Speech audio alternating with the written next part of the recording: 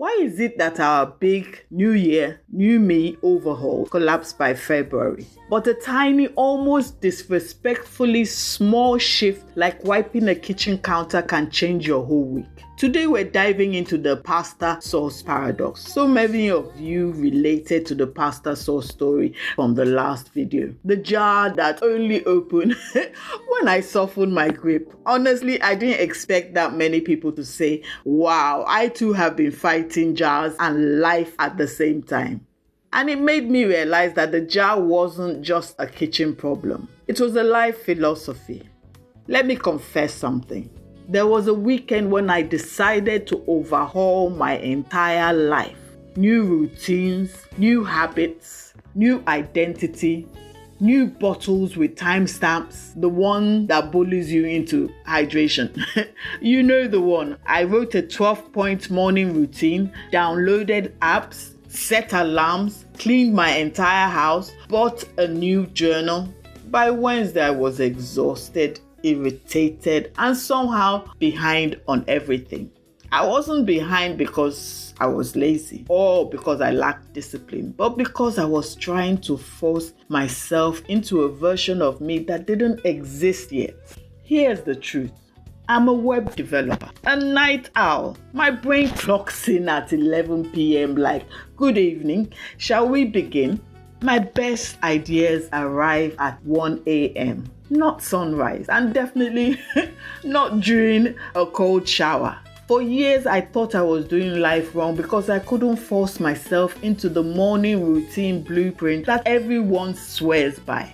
The more I tried to force myself into someone else's rhythm, the more resistance I created. The more I softened into my own rhythm, the more things began to open. The bigger the change you try to force, the harder your brain fights back.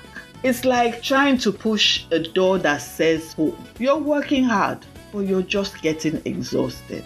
Radical changes create radical resistance. The bigger the shift, the louder the friction. And in a minute, I'm going to show you exactly how a little thud on the ground taught me more about success than any 12-point morning routine could. I didn't learn this lesson from a productivity app though. I learned it 20 years ago, halfway up an oak tree with a body that didn't always want to cooperate. So here's the story. When I was 10 months old, I had polio. My whole body went quiet, paralyzed, head to toe, before movement slowly returned everywhere except my left leg. People assume that means I grew up fragile, gentle, careful, wrapped in bubble wrap. Absolutely not. I climbed fences, played tennis, played lacrosse, swam, ran, did athletics.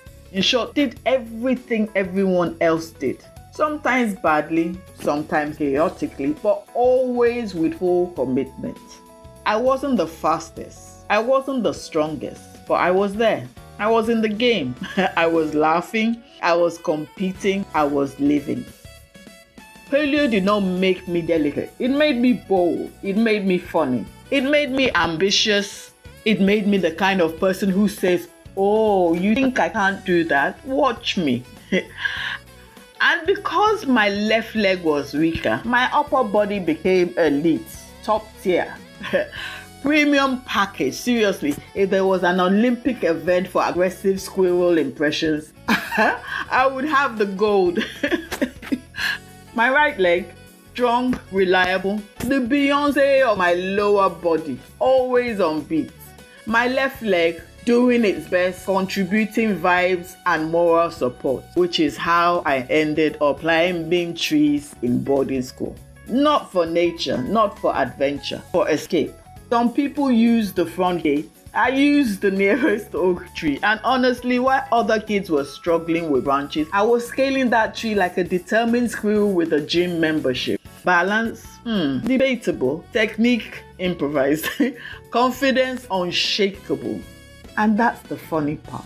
Every time I tried to climb with force, gripping tight, pulling hard, trying to prove something, I slipped every single time. But the moment I relaxed my grip, adjusted my angle, and stopped fighting the tree like it was blocking my destiny.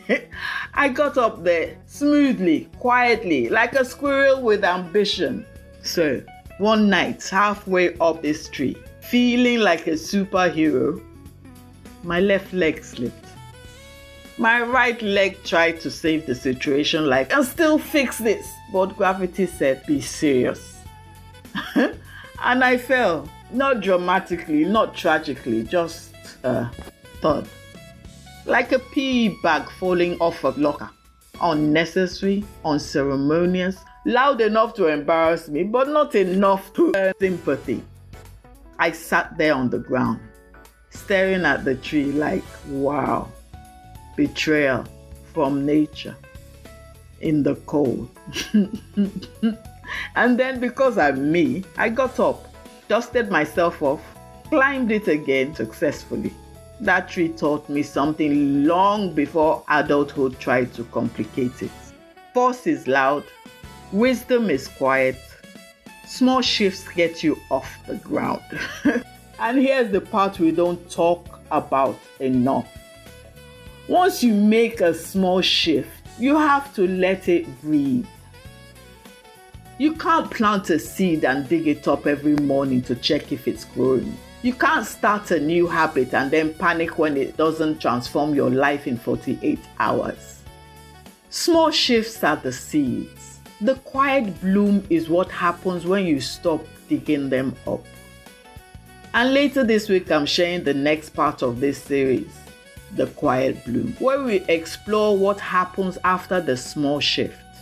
If you're tired of forcing things, if you're ready to grow in a way that doesn't require you to fight yourself, if you want to learn how to bloom quietly, subscribe to From Polio to Pixel. Join the Night Owl community of gentle overachievers. And I'll see you later this week for The Quiet Bloom.